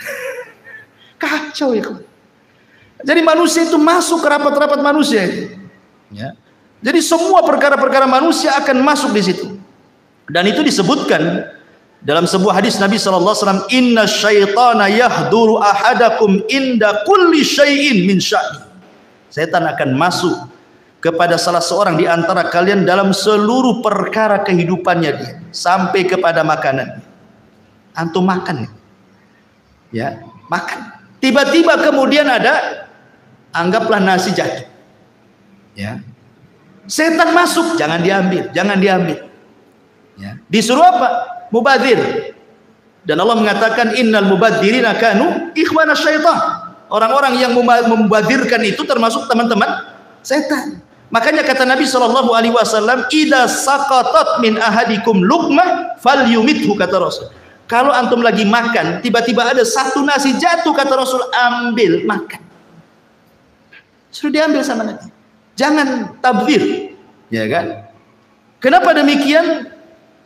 Karena Rasul mengatakan, "Tsumma liyakulha wala yada'aha lisyaiton." Makan yang jatuh itu jangan tinggalkan untuk setan. Rasul mengatakan jangan tinggalkan untuk setan. Berarti ada setan nunggu-nunggu jatuh tuh. Antum enggak tahu saja kan? Jadi setan tuh nunggu-nunggu depan antum tuh, kapan jatuh, kapan jatuh. Nah, kalau jatuh jangan diambil, jangan diambil. Gitu maksudnya. Kalau diambil, setan kelaparan dia, enggak makan. Tapi kalau antum yang masuk lebih sedikit daripada yang keluar, senanglah setan. Ya. Jadi jangan tabdzir, mubadzir. Apa banyak sekarang, naudzubillah, kita lindung kepada Allah. Terkadang kita sendiri mengalami di rumah-rumah kita. Kadang istri kita masak ini baru lebih. Terkadang yang dibuang ke tong sampah hampir tiap hari. Ya kan? Ya, ngaku saja. Ya, karena saya juga terkadang seperti itu. Kadang-kadang saya nasihati istri saya. Jangan banyak masak-masak. Kalau masak cukup, ya ibaratnya lebih baik kurang daripada berlebih, kan gitu. Kecuali masak banyak untuk tetangga nggak apa-apa. Ya. Kalau untuk dimakan kemudian sampai sayur dibuang karena basi nggak kemakan, nasi dibuang hampir tiap hari, ya Allah kan. Ini sama aja tuh berkawan dengan setan namanya, ngasih makan setan kan. Ya, jadi ini juga sampai masuk kepada perkara-perkara seperti itu. Kemudian faida faragha falyul'iqhu asabi'ahu. Kalau selesai makan tidak cukup sampai di situ kata Rasul, jilati jari-jari kalian. Sampai Rasul nyuruh jilat-jilat. Namanya kalau habis makan kan banyak tuh makanan di tangan itu. Ini udah habis makan belum dijilat, masuk kobokan. Nah, itu tuh setan di kobokan. Itu ya, kawan. Ya, kenapa? Alasannya fa innahu la yadri fi ta'amihi yakunu barakah. Kata Rasul, karena kalian tidak tahu di mana berkah makanan itu. Apakah yang dimakan tadi, ataukah yang di tangan, ataukah yang jatuh. Ya. Ma'asyiral muslimin yang dimuliakan Allah Subhanahu wa taala, termasuk juga setan itu masuk pada pintu-pintu rumah Bani Adam. Jadi setiap hari setan itu jumlahnya banyak. Usia mereka lebih panjang dibandingkan usia manusia. Ya, tapi tidak ada yang kekal. Semua setan juga mati, kecuali iblis saja yang kekal. Itu pun matinya nanti setelah tiupan sangkakala kan itu. Jadi setiap hari itu di rumah kita ini, di depan rumah kita ini, di depan pintu-pintu rumah kita itu setan sudah berjajar itu. Semua rumah kaum muslimin. Rumah saya, rumah antum, rumah siapa saja. Ya, setan itu udah nunggu di depan rumah. Apa yang dilakukan setan? Idza dakhala ar-rajulu baitahu. Kalau seseorang masuk ke rumahnya, fadzakarallaha, dia pun mengingat Allah. Inda dukhulihi, maksudnya baca basmalah ketika masuk. Kemudian ucapkan salam. Ya. Apa kata Nabi Shallallahu Alaihi Wasallam? Wa inda ta'amihi, dan juga mengingat Allah saat makan menyebut Bismillah. Jadi ketika masuk baca Bismillah, kemudian ucapkan salam, kemudian ketika makan baca Bismillah, maka setan tuh yang nunggu di rumah, di depan rumah itu akan mengatakan kepada kawan-kawan di belakangnya, la mabita lakum wala asya. Pergi kita. Kayaknya kita tidak ada kamar nih di kamar ini. Di rumah ini tidak ada kamar dan tidak ada makan di rumah ini, kita pergi-pergi. Ya. Tetapi kata Nabi Shallallahu Alaihi Wasallam, wa idza dakhala falam yadhkurillaha inda dukhulihi qala syaitan adraktumul mabit wa idza lam yadhkurillah inda ta'amihi qala adraktumul mabita wal asya. Rawahu Muslim. Tapi kalau orang itu masuk, ya, dan tidak mengingat nama Allah, main blusuk saja masuk ke rumah, tidak baca basmalah, ya tidak salam, ya, main masuk saja. Ketika antum makan baca basmalah, ketika masuk tak baca basmalah, maka setan akan mengatakan apa? Nggak apa-apa, nggak ada makan, tapi hari ini kita bisa tidur di rumah ini, gitu. Ada hotel bintang 3 di sini, kita tidur sini. Tapi kata Rasul, kalau dua-duanya nggak baca basmalah, masuk tak baca basmalah, makan pun tak baca basmalah, apa kata setan? Adraktumul mabita wal asya. Maka setan akan berteriak ke kawan-kawannya, sini semua, kita nginep di rumah ini. Ada makan malam kita di sini, katanya. Subhanallah. Ya, bagaimana setan masuk loh ke rumah kita setiap hari. Ya. Ini kemudian juga contoh yang lainnya. Ya. Setan juga berusaha untuk masuk pada hubungan suami istri. Apa kata Nabi Shallallahu Alaihi Wasallam? Lau anna ahadakum idza ata ahlaha qala faqudiya bainahuma waladun lam yadurhu syaitan. Kalau seandainya salah seorang di antara kalian mendatangi keluarga, artinya melakukan hubungan, dan sebelum Anda melakukan hubungan Anda mengatakan bismillah, ya Allah jauhkan kami dari syaitan dan jauhkan syaitan dari apa yang kau akan rizkikan kepada kami. Kemudian kita melakukan hubungan suami istri, maka setan tidak akan memadaratkan kita di situ. Artinya mafhum mukhalafahnya, kalau seandainya kita tidak baca ini, tidak ta'awud, tidak baca basmalah, berarti ya setan ikut terlibat di situlah maksudnya. Ya. Tapi bukan berarti kalau umpamanya tidak baca doa ini kemudian punya anak, berarti separuh setan separuh manusia. Nah, tidak ada, beda lah kan itu ya. Setan kan tercipta dari api, kita dari tanah. Ya, jadi sudah beda bahan penciptaannya. Ya. Boleh jadi mungkin sifat-sifatnya kan itu. Baik. Kemudian setan juga berusaha untuk yufsid 'alan nas. Berusaha untuk merusak kesehatan manusia. kesehatan. Merusak kesehatan biar sakit orang. Ya. Ini disebutkan oleh Nabi sallallahu alaihi wasallam, "Inni la a'lamu kalimatan law qalaha la dhahaba anhu alladhi yajid." Law qala a'udzu billahi minasyaitonir rajim. Kemudian kata Nabi sallallahu alaihi wasallam, sungguhnya aku inni la a'lamu, sungguh aku mengetahui satu kalimat. Lau qalaha, kalau seseorang mengatakannya, la dhahaba anhu alladhi yajid, maka akan menghilangkan apapun yang ada dalam hatinya dari kemarahan, kedengkian dan begitu seterusnya.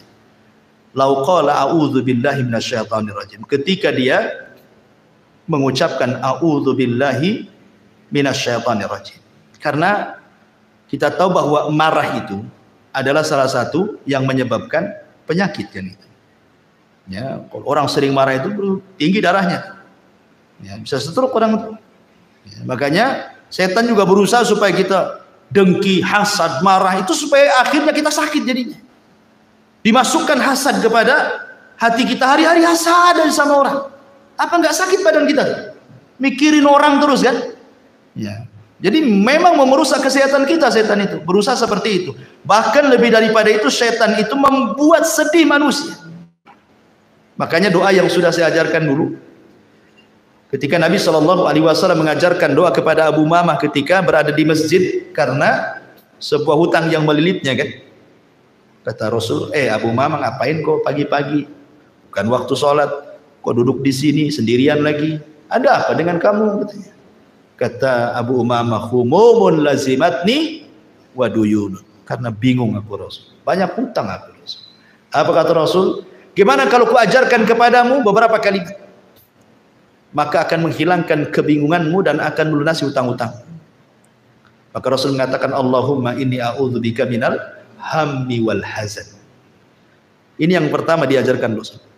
Ya Allah, aku berlindung dari kamu dari ham, kebingungan, wal hazan, dan kesedihan. Karena bingung dan sedih ini salah satunya dibuat oleh setan. Dibuat oleh orang itu bingung sama setan, dibuat orang itu sedih sama setan. Ya, jadi setan itu masuk dalam kebingungan. Makanya kita berlindung kepada Allah dari dua perkara ini. Ya. Kemudian juga setan berusaha untuk merusak rumah tangga orang. Makanya iblis itu punya istana di tengah lautan. Setiap hari dia utus apa? Saroyah, kata Nabi. Pasukan-pasukan khusus dia diutus untuk menggoda manusia. Yang satu menggoda jangan sholat, yang satu menggoda jangan sedekah, yang satu menggoda jangan zakat, yang satu menggoda jangan puasa, yang satu menggoda supaya marah-marah dan begitu seterusnya. Setelah satu hari mereka berusaha menggoda manusia, laporlah kepada setan Tuhan mereka. Ya iblis, ya Tuhan iblis, saya sudah menggoda dia. Dia tidak sholat. Iblis biasa-biasa saja. Ya. Kenapa kok saya sudah menggoda dia sampai dia tidak sholat, kok Anda tidak bahagia? Ya ngapain kok goda? Dari dulu pun tak sholat dia katanya. Nggak, biarkan saja kan gitu. Nah, artinya bahwa iblis nggak takjub dengan perkara-perkara itu. Ketika ada satu orang berhasil, ya Tuhan iblis, aku farraqtu baina zaujain. Aku berhasil memecahkan, membuat perang antar suami istri sampai bercerai keduanya. Langsung berdiri iblis tuh. Berdiri begini. Begini nih, diambil pialanya, diletakkan di kepalanya, anta kata. Oh, kamu sebaik-baik orang terdekatku, kamu sebaik-baik orang terdekatku. Dipeluknya dia. Menunjukkan apa ikhwan? Menunjukkan bahwa iblis suka kalau seandainya anak buahnya mampu menceraikan suami istri. Kenapa? Karena korbannya banyak. Kalau orang tidak sholat, dia saja korbannya. Kalau orang tidak puasa, dia aja korbannya. Kalau orang tidak sholat malam, dia aja korbannya, kan gitu ya. Tapi kalau suami istri kemudian retak, kemudian cerai, kemudian banyak anaknya, istri korban, suami korban, anak-anak pun korban. Istrinya nikah lagi, tidak punya tanggung jawab dengan anaknya karena suami barunya tidak suka dengan anak-anaknya. Bapaknya nikah lagi, tak tanggung jawab anak-anaknya. Ini anak-anak terlantar, datang iblis sini nah, jadi anak angkatku aja. Nah, jadilah dia anak iblis. Bahaya ikhwan. Ya. Makanya kebanyakan orang-orang yang bercerai, kalau tidak tanggung jawab orang tuanya, masalah itu anak-anak. Kecuali memang orang tuanya memang tanggung jawab, walaupun dia bercerai, tidak masalah. Ya, tapi dia masih tanggung jawab, dipondokkan anaknya, dikirimi uang dan begitu seterusnya kan, jadi baik gitu ya. Tapi kalau dua-duanya tanggung jawab dan kebanyakan seperti itu, akhirnya jadi anak angkat iblis jadi kan. Jadi ini juga termasuk bagaimana setan masuk dalam perpecahan rumah tangga, ya. Termasuk juga masuk pada ibadah manusia, terutama para wanita yang sedang haid. Memang wanita yang sedang haid itu kan mereka tidak puasa, tidak sholat, sehingga mereka dibuat lalai sama setan, tidak mau zikir. Padahal kan walaupun tidak sholat, tidak puasa, wanita itu kan bisa dia zikir, bisa baca Quran dari hafalannya, kan itu ya, bisa berdoa dari hafalannya, tapi dilalaikan semuanya. Ya ma'asyiral muslimin, yang termasuk juga setan masuk kepada aurat manusia.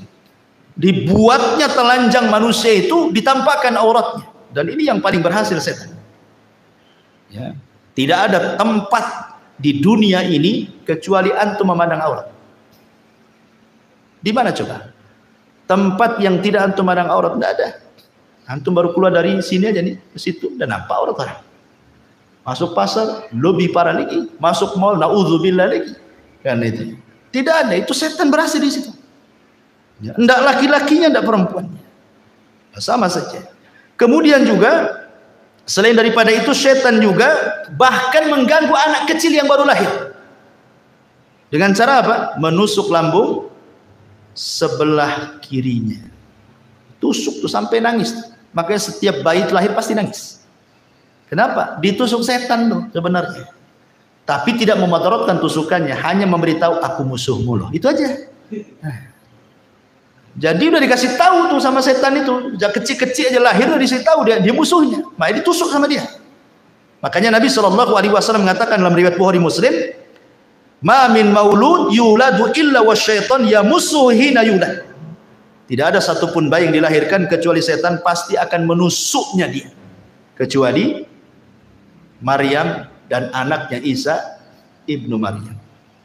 Ya, tidak bisa ditusuk setan dua orang, Maryam dan putranya. Ya.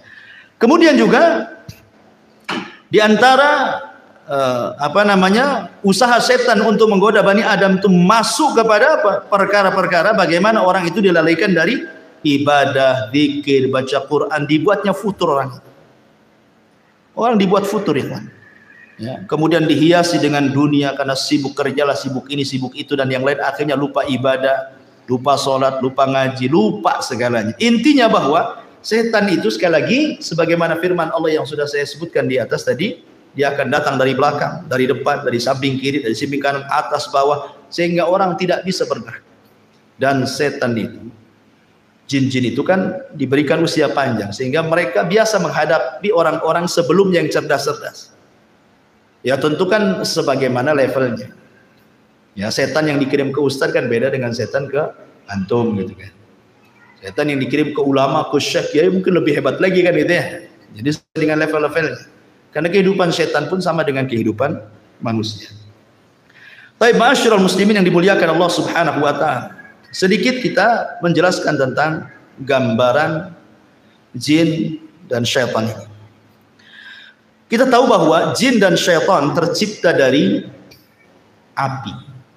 Ujungnya lah api. Allah mengatakan dalam surah Al-Hijr 27, wal janna khalaqnahu min qablu min naris sam. Dan kami telah ciptakan jin sebelum Adam dari api yang sangat panas. Dan juga Allah mengatakan dalam surah Ar-Rahman 15, wa khalaqal jan mim marijin min nar. Dan dia menciptakan jin dari nyala api. Dan juga Nabi SAW mengatakan khuliqatil malaikatu min nur wa khuliqal jan mim marijin min nar. Malaikat diciptakan dari cahaya, jin diciptakan dari nyala api. Dan jin diciptakan lebih dulu dibandingkan manusia. Dan malaikat diciptakan lebih dulu dibandingkan jin. Malaikat dulu diciptakan, kemudian jin, kemudian manusia.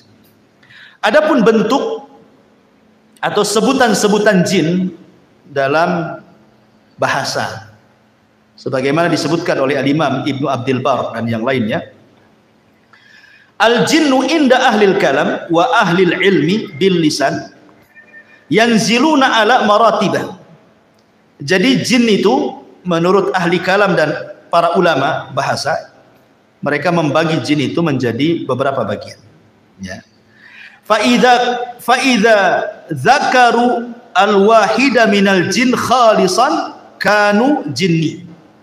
Fa in aradu annahu mimman yaskunu ma'an nas qalu amir wal jam'u ummah. Wa in kana mimman ya'ridu lisibyan qalu arwah. Fa in khabutha wa ta'arrama fahuwa syaitan. Fa in zada ala dhalik fahuwa marid. Fa in zada ala dhalik wa qawi amruhu qalu ifrit. Jadi jin itu kalau jin murni maka disebut jin. Memang jin murni dia. Ya. Dia tidak macam-macam. Ya, dia tidak ganggu. Ya, jin muslim lah gitu ya. Enggak ganggu dia. Ya jin-jin gitu saja. Ya. Kemudian yang kedua, kalau yang tinggal bersama manusia yang di rumah-rumah antum tuh, setiap rumah ada jin, ya, maka disebut amir atau jamannya ammar atau ummar. Ya. Kemudian yang ketiga, jin yang mengganggu anak kecil, itu disebut arwah. Kan ada anak kecil itu, kok ada apa ya di situ? Nah, ya, anak-anak kecil kan kadang-kadang ngomong begitu kan. Itu bukan punya indera keenam, bukan indigo, bukan orang sakti itu. Kan ada tuh orang dibilang anak saya sakti karena melihat setan, melihat jin. Bukan indigo, itu orang kena kerasukan jin gitu. Diruqyah anak kayak gitu.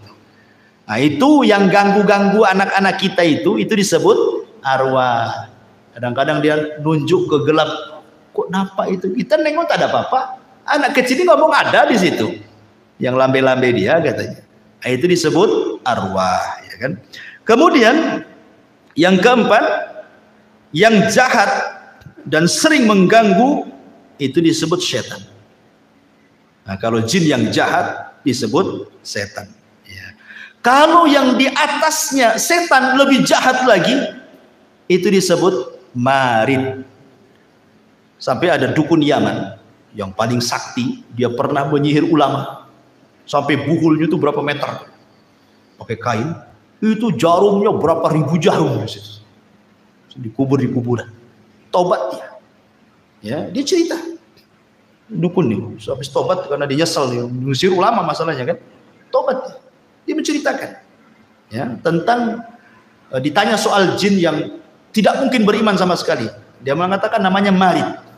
Itulah yang kemudian oleh Nabi SAW disebut bahwa kalau datang bulan Ramadan, maka setan-setan diikat. Siapa yang diikat? Jin marid ini yang diikat. Karena ini jin yang paling jahat. Dia tidak ada jin marid yang beriman. Jahat sekali mereka. Ya, makanya diikat jin-jin yang ini. Tapi yang lain-lainnya tetap aja dilepas. Ya. Jadi tidak semua setan diikat di bulan Ramadan. Ya, karena ada hadis yang mengatakan, ketika Rasul mengatakan idza ja'akum Ramadan futihat abwabul jannah wa ghuliqat abwabun niran wa sufidatis syayatin, dan setan diikat. Di riwayat yang lain maradatus syayatin, jin yang marid itu yang diikat, yang jahat sekali. Ya, makanya di bulan Ramadan wajar masih ada juga orang yang tak puasa kan. Nah, itulah jin yang lepas tuh yang tak puasa, ya kan. Kemudian yang paling jahat lagi, di atasnya marid ada lagi, dan lebih garang lagi dia. Itu disebut ifrit. Dia kuat. Makanya di zaman Nabi Sulaiman, apa kata ifrit? Aku bisa pindahkan istana Balkis sebelum kau berdiri, katanya. Ya kan? Saking kuatnya. Itulah bawahannya iblis. Ifrit. Dia bisa pindahkan istana Ratu Balkis sebelum Sulaiman berdiri lagi. Nah, itu istilah-istilah yang disebutkan para ulama. Kemudian juga Nabi SAW mengatakan al-jinnu salah satu asnaf. Jin itu ada 3 jenis. Ya, sinfun lahum ajnihatun yatiruna fil hawa, wa sinfun hayyatun wa kilabun, wa sinfun yahilluna wa yat'anun. Nabi SAW mengatakan dalam riwayat Tabrani dan Al-Hakim dengan sanad yang sahih, jin itu 3 kelompok. Yang pertama, jin yang bisa terbang. Jin itu bisa terbang. Makanya kenapa mereka punya maqaidu lisam'i, di atas awan mereka punya pos-pos. Mereka terbang ke awan. Ya, kemudian mereka buat pos di atas awan. Nanti dari pos itulah mereka saling panjat pinang. Ya, satu jin ke jin sampai ke langit. Kemudian yang paling atas mendengarkan ucapan malaikat. Disitulah mereka mencuri dengar.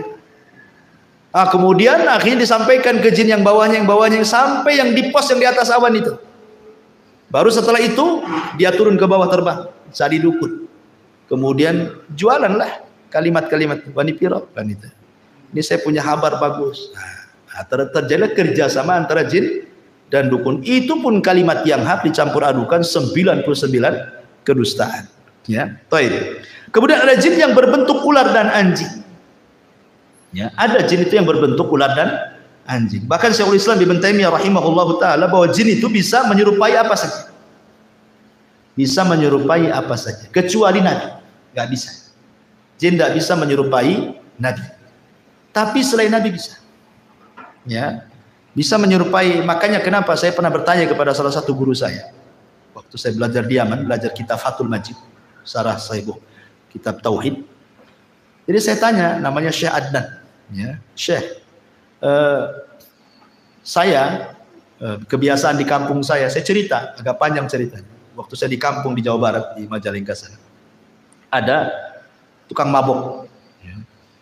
Jadi zaman dulu preman-preman itu, mereka bukan kayak sekarang merek-merek Homer itu kan macam-macam ya. Kalau dulu itu kan paling tinggi cap janggut, ya kan?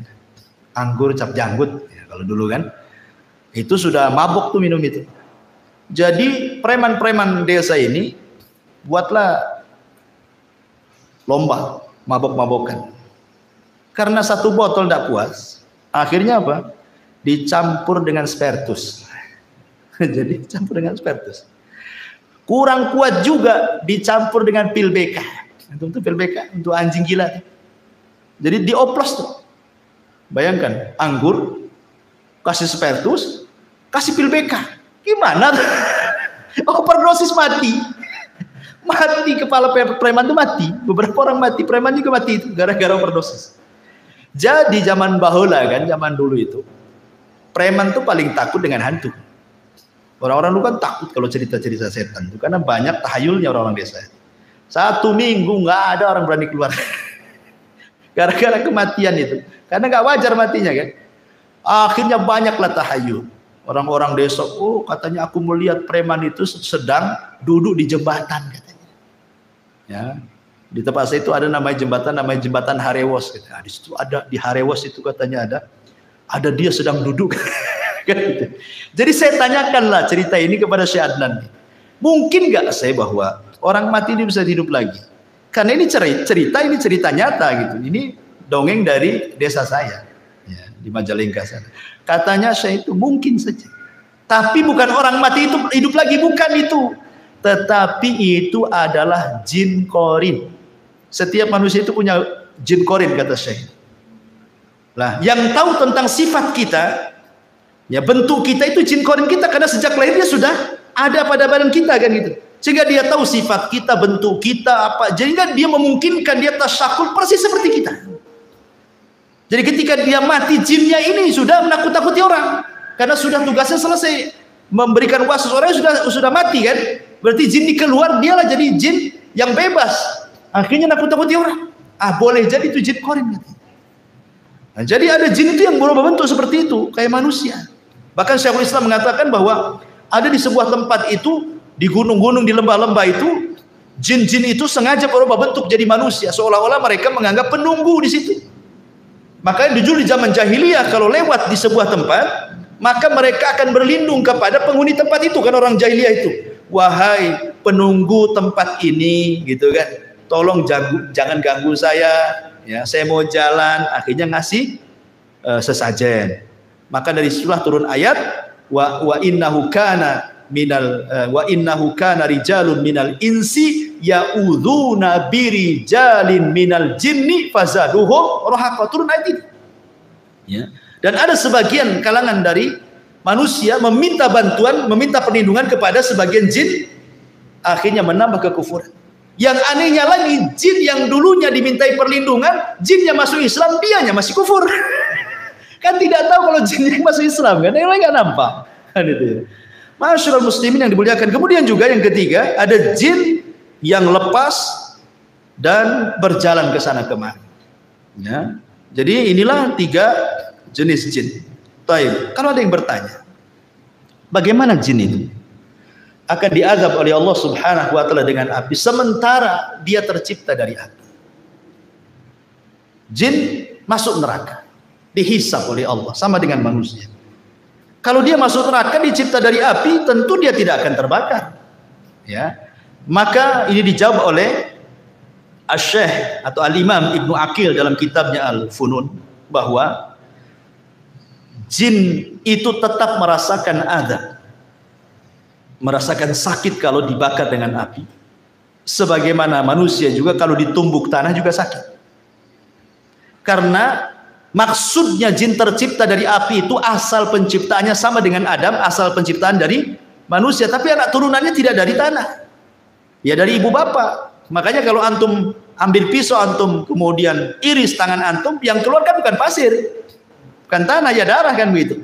Berarti bukan lagi tanah. Jadi hanya Adam saja.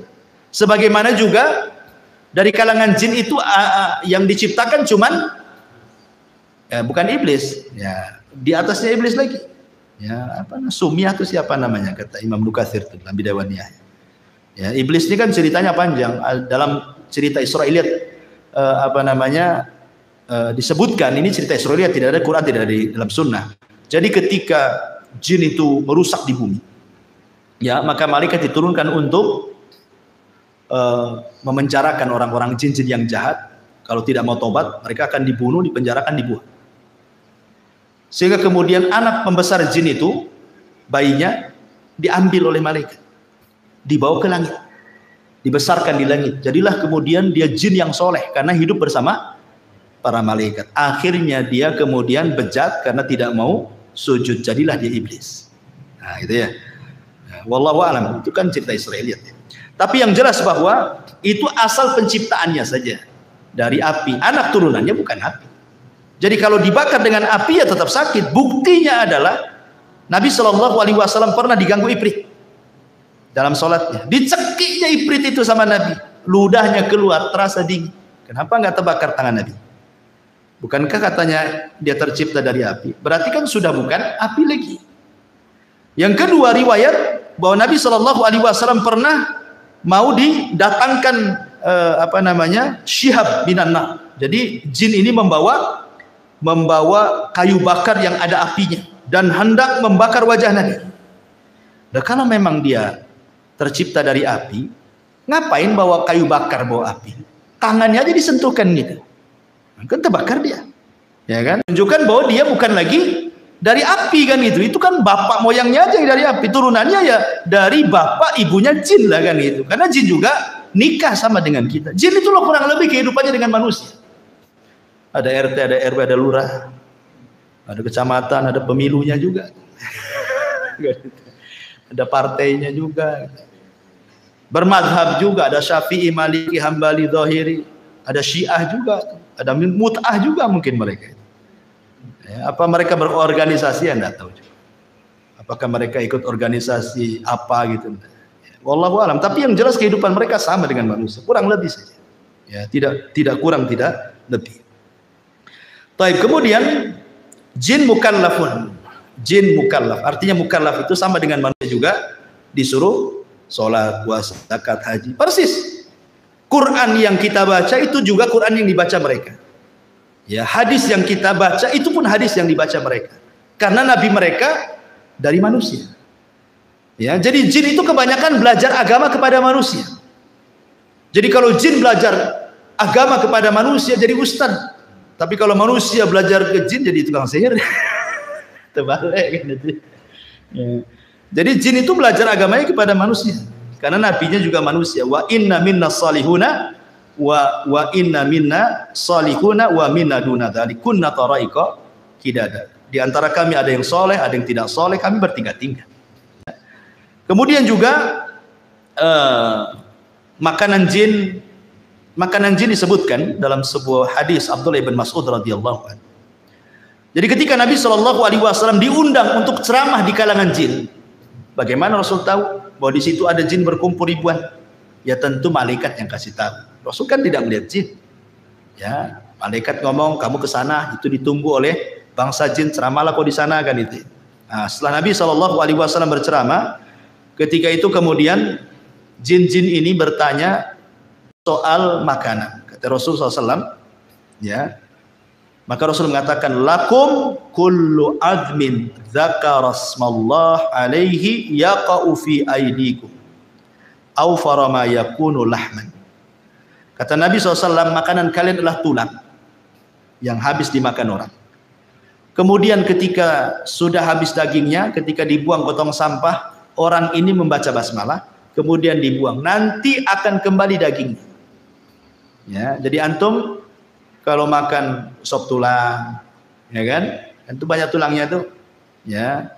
Nah, pokoknya yang tulang-tulang lah, tulang ikan, tulang apa, tulang iga. Ya. Ketika antum lempar ke tong sampah, baca basmalah supaya antum sedekah ke saudara antum dari kalangan jin. Sebab kalau antum baca basmalah, nanti daging itu akan balik tuh. Cuman kita tidak melihatnya. Kalau melihatnya tak jadi antum buat. Kok balik lagi dagingnya? Itu makan lagi. Tentu enggak, maksudnya kan yang lihat mereka saja. Ya, balik lagi tuh dagingnya dan itulah makanan mereka. Cuman kadang-kadang kita bakhil. Ya, di prestonya pula lah ikan itu. Tulang-tulang yang tuh makan. Tak ada sedekah-sedekahnya sama jin gitu ya. Jadi kata Nabi tulang, makanya ketika Nabi SAW melarang tidak boleh istijmar, memerintahkan istijmar jangan batu, kata Rasul jauhi tulang dan kotoran. Ya, karena itu makanan jin, kata Nabi SAW kan itu. Ya. Kemudian juga setiap makanan yang tidak disebut nama Allah yang saya sudah katakan, antum makan apa saja antum tak baca basmalah, jin ikut di situ. Ya, jadi setiap makanan yang tidak disebut nama Allah Subhanahu wa taala, dan tentu ada makanan lain yang kita tidak tahu. Ya. Adapun tempat-tempat jin disebutkan dalam beberapa riwayat. Yang pertama, tempat syaitan atau tempat jin adalah pasar. Pasar itu tempat syaitan, tempat jin, jin jahat. Nabi SAW mengatakan, la takunanna in istata'ta awwala ma yadkhulu suq wala akhira man yakhruju minha fa innaha ma'raqatu syaitan wa biha yansibu rayatahu, kata Rasul. Jangan, kalau bisa lah, jangan menjadi orang yang pertama masuk pasar dan jangan menjadi orang yang terakhir keluar pasar, kata Rasul. Jangan yang pertama kali kau masuk pasar, jangan pula yang terakhir masuk keluar pasar. Kenapa? Karena pasar itu tempat perangnya setan. Disitulah setan menancapkan bendera perangnya, genderang perangnya itu. Ayo perang dengan saya. Makanya tidak ada maksiat di luar pasar kecuali ada semua dalam pasar. Sebutkan maksiat di luar pasar apa yang tidak ada? Ada semua. Syirik banyak yang taruh tangkal-tangkal di warung-warung. Kan itu ya. Apalagi orang maki-maki di pasar, orang sumpah palsu, wallahi semua di pasar itu. Orang yang nipu, orang yang ngurangi takaran, timbangan, meteran, semua ada di pasar. Ya, makanya itu tempat setan. Makanya ada doa orang masuk pasar itu, berdoa. Ya. Kemudian yang kedua, tempat setan adalah kamar mandi hammam. Makanya kita disuruh berdoa, Allahumma inni a'udzubika minal khubthi wal khaba'is. Aku berlindung dari setan laki-laki dan perempuan, karena itu memang tempat jin, syaitan. Ya. Kemudian yang ketiga, hadis Abi Hurairah, sallu fi marabidil ghanam wa la tusallu fi a'tanil ibil. Salatlah di kandang kambing, jangan salat di kandang unta. Maksudnya kandang unta itu tempat unta istirahat. Karena unta itu paling cemburu kalau tempatnya ditempati orang.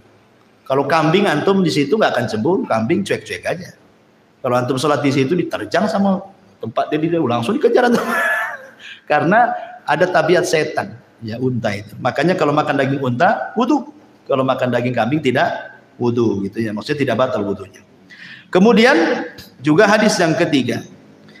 Kata Imam Ibnu Taimiyah rahimahullah, al-amakinul lati yunha 'anis salati fiha ka'atanil ibil wal hammami wa hiya al-ma' wasyaitan. Wa kadzalika ma yusafiru ilaihi ba'dun nas minal magharati wa nahwihi minal jibali qasirin li ta'dim tilkal buq'ati bisyami wa misra wal jazirati wal khurasan wa ghairiha wa kullu mawdi'in tu'addimuhu an-nas ghairal masajid wa masyairil hajj fa innahu ma'wa syaitan. Ya, kata Ibnu Taimiyah, tempat-tempat yang diagungkan manusia, yang tidak ada perintah untuk mengagungkannya, maka di situ tempat setan. Ya, pokoknya kalau ada tempat-tempat diagungkan manusia, pada Allah tidak memerintahkan untuk mengagungkannya, kata Ibnu Taimiyah, disitulah tempat setan. Ya, ya macam-macam, tak kuburan atau tempat keramat, gitu ya, gua-gua tertentu, bukit-bukit, kawah-kawah dan yang lainnya. Maka kata Ibnu Taimiyah itu tempat setan. Kemudian hadis Abu Qatadah, hadis Qatadah dari Abdullah ibn Sarjis radhiyallahu an, Nabi SAW mengatakan, naha an yubala fil hujri. Rasul melarang tidak boleh kencing di lubang. Ya, lah itu kalau toilet itu kloset ada lubangnya. Bukan, maksudnya di tempat yang terbuka. Maksudnya tadi hutan, tadi padang pasir, ada lubang di situ kan. Jangan kencing di lubang. Kata Qatadah ketika ditanya kenapa, alasannya, maka beliau mengatakan innaha masakinul jin. Bisa saja di situ dijadikan tempat jin. Ya, pokoknya kalau kencing lihat-lihat ada lubang enggak? Takutnya lubang ular pula juga di situ kan. Keluar bahaya tuh ya.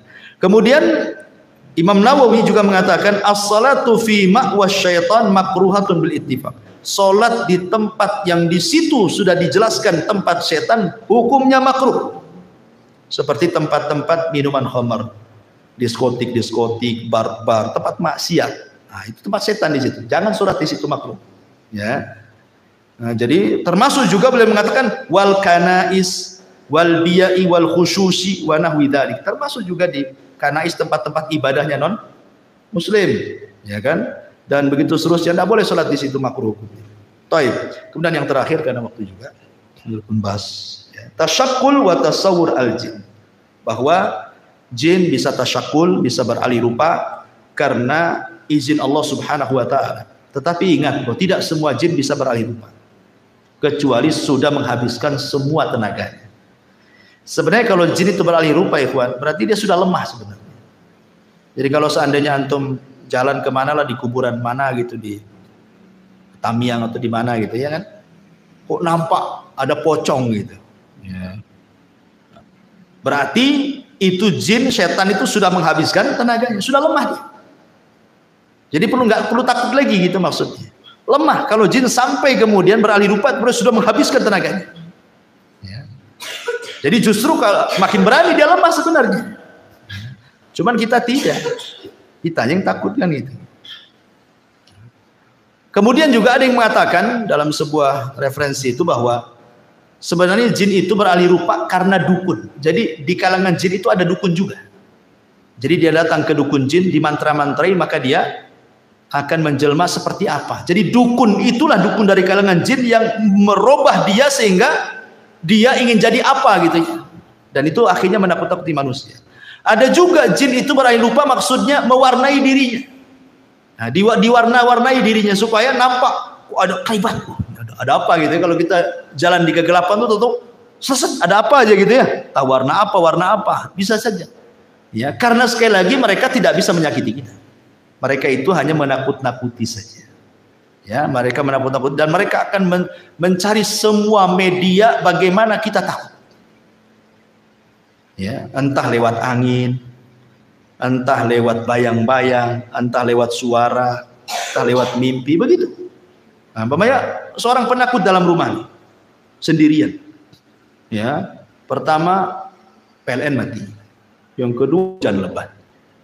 Yang ketiga apa lagi? Tetangga pula anjing berisik. Hari Jumat, kliwon lagi. Gimana? Kalau penakut ikhwan, padahal itu gorden tuh goyang-goyang kena angin. Antum sangka di situ ada setan kan itu? Ya memang ada setannya sebenarnya, karena setan itu akan masuk di bayang-bayang, digoyang-goyang, di suara angin, di suara apa saja, pokoknya setan itu berusaha menakuti antum supaya antum takut. Makanya Rasul mengatakan kalau antum lewat di sebuah tempat dan menakutkan, maka cukup mengucapkan bismillah wala tubali, kata Rasul. Bismillah, jangan pedulikan. Kata Rasul, cuma simpel saja. Baca bismillah, jangan pedulikan. Banyak istri antum nih, ya takut ya, kan ada wanita-wanita yang penakut. Mungkin karena sejak kecil sudah ditakut-takuti orang tuanya, jangan keluar, nanti ada setan. Akhirnya sampai besar pun terpengaruh dengan bahasa itu. Nengok sinetron pula isinya suser ngesot kan gitu. Semua film setan juga.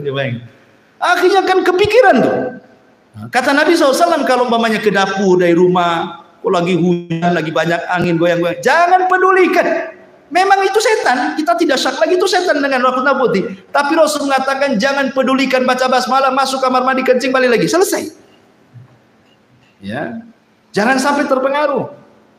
Ya. Lagi panggil-panggil, siapa di dapur kata. Kacau itu ya. Baik. Saya kira ini disampaikan lama pula kajian kita. Subhanallah bihamdika, asyhadu an la ilaha illa anta astaghfiruka wa atubu ilaik. Allah ta'ala. Assalamualaikum warahmatullahi wabarakatuh.